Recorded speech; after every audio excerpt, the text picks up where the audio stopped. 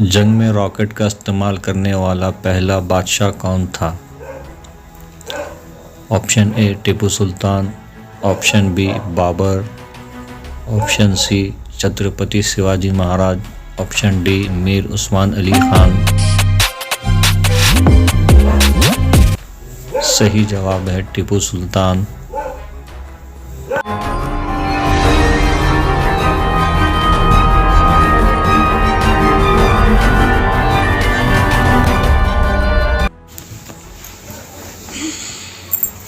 हिंदुस्तान में सबसे पहले किस शाही घराने ने हुकूमत की? Option A Mamluk dynasty, option B slave dynasty, option C Maurya dynasty, option D Chola dynasty.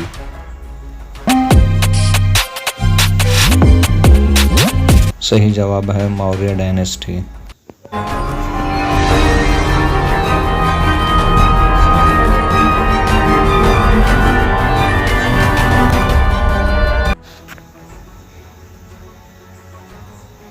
Hindustan का पहला हुक्मरान कौन था? Option A Ashoka, option B Mayur Sharma, option C Chhatrapati Shivaji Maharaj, option D Chandragupta Maurya. सही जवाब है Chandragupta Maurya. Subscribe to my channel, click the bell icon, get notified directly latest upload.